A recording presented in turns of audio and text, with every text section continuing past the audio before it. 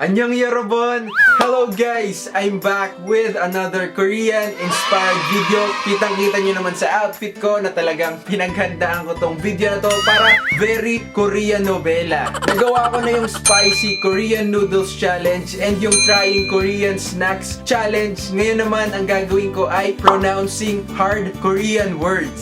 So, ang mangyayari ay susubukan kong sabihin yung hardest Korean words to pronounce daw. Sobrang excited ako sa challenge na to kasi gusto ko malaman kung ilan yung makukuha kong tama. Pwede rin kayong humula, subukan nyo yung Korean reading and pronouncing skills nyo. Pataasan tayo. So, let's start. Our first word is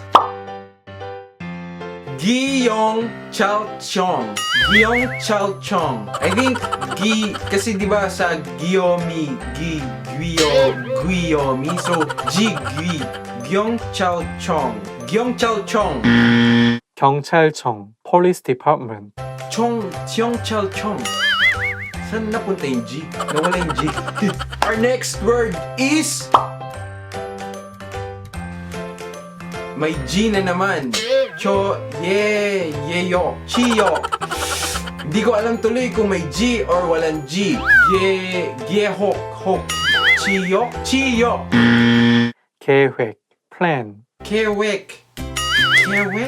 Parang ang layo sa guyok. Kewek. Our third word is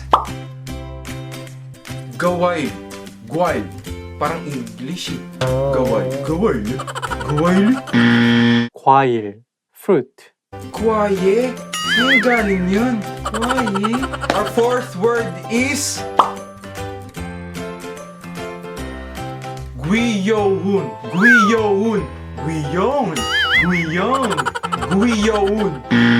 귀여운, cute. Guiyoun. Our fifth word is Titoktokan. 똑똑한, smart. Tuktakan. Double T pero one T. Tuktakan. Kapag smart ang kaklase, tuktakan. Wala pa akong natatama. Our next word is Masitda. 맛있다, delicious. Masitda. Biglang may shit. Bakit may H? Masitda. Delicious. And our last word is sarang. Saranghe. Saranghe.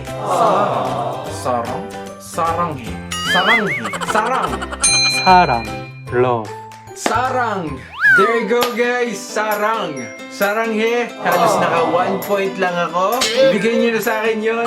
Thank you so much sa lahat ng mga K-pop fans. Patawarin nyo po ako kung hindi ko nakuha yung ibang mga words. Pero I tried my best. Kayo, ilan ba yung nakuha nyo? I-comment nyo sa ibaba kung may gusto pa kayong challenges na gusto nyo gawin ko. I-comment nyo na rin sa ibaba and i-tag nyo yung mga kaibigan nyo para matry nila. Thank you so much guys and annyeong!